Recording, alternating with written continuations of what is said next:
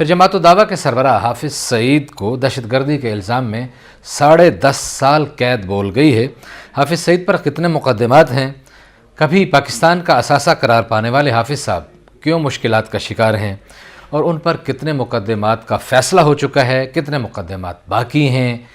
ان مقدمات کا FATF سے کوئی تعلق ہے یا نہیں ہے؟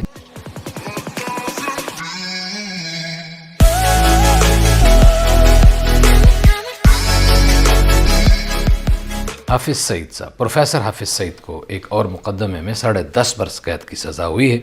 ان کے ساتھی پروفیسر ظفر اقبال اور یحییٰ مجاہد کو بھی 10.5 سال کی قید ہوئی ہے، اور پروفیسر حافظ عبدالرحمن مکی کو 6 ماہ قید ملی ہے۔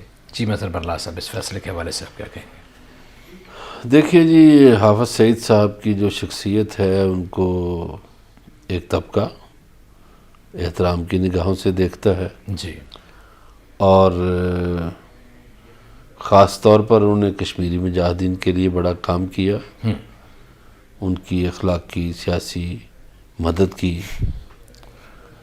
اب سوال یہ پیدا ہوتا ہے کہ حافظ سعید کو اتنی بڑی سزا کیوں ہو گئی؟ جی،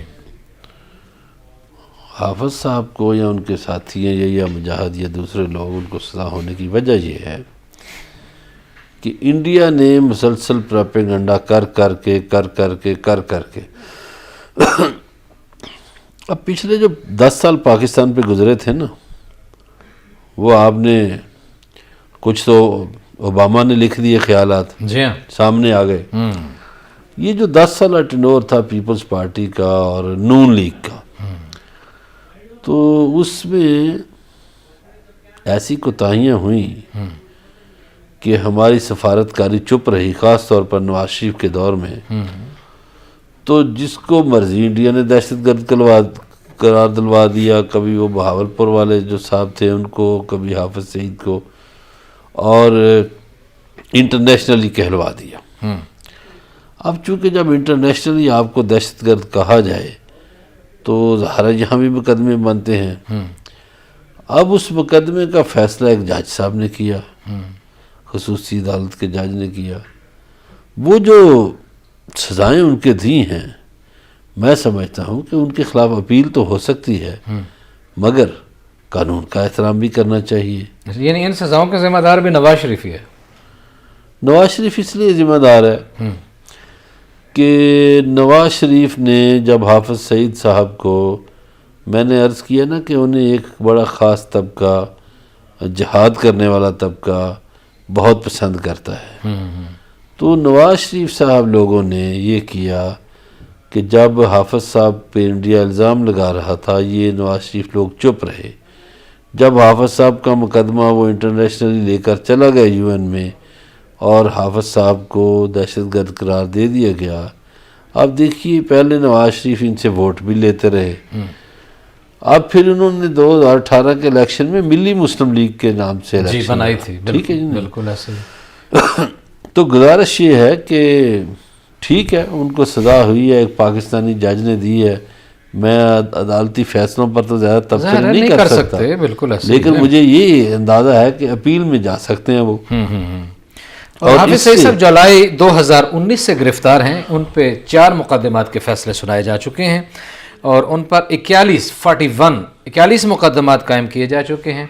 4 مقدمات کے علاوہ باقی چھوٹے موٹے 24 مقدمات جو ہیں ان کے بھی فیصلے ہو چکے ہیں، جبکہ 2 فروری کو اسی جج جناب ارشد بھٹا صاحب نے 2 کیسز میں ان کو 11 سال قید اور 30,000 روپے جرمانے کی سزا سنائی تھی۔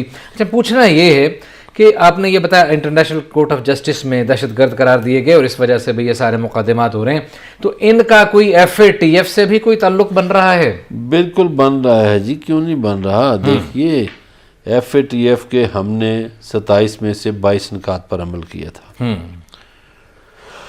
5-6 رہ گئے۔ اس میں سب سے بڑا تھا منی لانڈرنگ، دوسرا وہ مقدمہ کرتے تھے کہ آپ دہشت گردی کے خلاف لڑتے ہیں، آپ کی قوم، آپ کا افواج قربانیاں دیتی ہے، لیکن وہ جو حافظ سعید دہشت گرد گئے اس کا کیا کیا؟ تو وہ جوڑ رکھا تھا ان سے۔ تو اب میرا خیال ہے سزا ان کو ہو گئی ہے، ان کے ساتھیوں کو بھی ہو گئی ہے۔ تو آج جو ہماری لبرل کلاس ہے وہ تو پتہ نہیں کیا کچھ کر رہی ہوگی سوشل میڈیا پہ، مگر میں سمجھتا ہوں کہ بھارت میں بھی تو بہت خوشی ہوگی نا جعفر صاحب کو سزا ملنے پہ، لیکن پاکستان میں ظاہر ہے جو لوگ ان سے محبت عقیدت رکھتے ہیں انہیں دکھ ہوا ہوگا، مگر یہ ایک عدالتی فیصلہ ہے جس کا اور ہمیں قبول کرنا چاہیے۔ اور یہاں دیکھیے جو کشمیر کے حوالے سے بات ہے، کون سا پاکستانی ہے جو کشمیر نہیں چاہتا؟ ہر ایک کشمیری، خود کشمیری بھی لڑنا چاہتے ہیں، تو ہم نے تو یو این کے احترام میں رکے ہوئے ہیں ہم، ورنہ پچھلے سال ہمارے جو جہاز اڑانے والے لوگ ہیں انہوں نے Indian army chief Bipin Rawat کو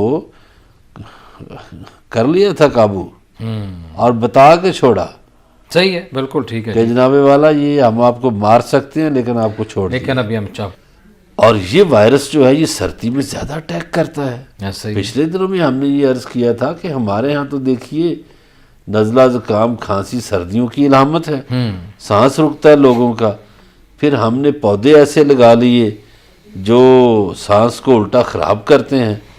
دیکھیے ہمارے پنجاب میں پیپل کا درخت بہت ہوتا تھا، پیپل کا درخت 24 گھنٹے آکسیجن دیتا ہے، اور اس پورے خطے میں جو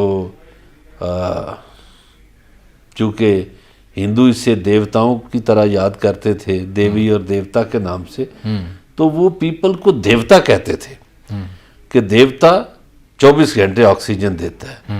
ہم نے اس کی جگہ سفیدے لگا دیے، جو پانی پیتا ہے، جو ہم نے چائنیز شتوت لگا دیے، ہم نے کینیڈا سے پودے لگا دیے، ہمارے اپنے پودے تو رہے نہیں۔ ٹالی ہوتی تھی، کیکر ہوتے تھے، ٹالی کیکر دریک بوڑ یہ سارے ہم نے ختم کر دیے علاقے کے تھے، ٹھیک ہے۔ اسی وہ طرح تو پھر میرا خیال ہے جو بلین ٹریز لگ رہے ہیں اس میں شاید لگنے ہوں گے، پتہ نہیں جی، میں تو سمجھتا ہوں کہ ہمارے ماہرین ہیں پودوں کے شاید وہ بھی توجہ نہیں دیتے۔ ہمارے سائنسدان جو ہے نا یہ نباتات سے متعلقہ، وہ لوگوں کو گائیڈ نہیں بہتر کرتے، ورنہ یہ سڑکوں کے کنارے سفیدہ لگا ہوتا ہے، کیا فائدہ ہے اس کا؟ ہو سکتا ہے ان سے پانی پوچھتا ہی بہت کوئی نہ پیتا ہوگا ہے، لکڑی اس کے کسی کام نہیں آتی، چھاؤں وہ نہیں دیتا، اور پانی پی جاتا ہے زمین کا۔ اور ہمارے ہاں تو زیادہ بارانی زمین ہے، بارانی زمینوں کا سارا پانی سفیدہ پی گیا ہے۔ خیر ہم بات چونکہ کرونا پہ کر رہے ہیں، یہ درختوں کی طرف چلے گئے۔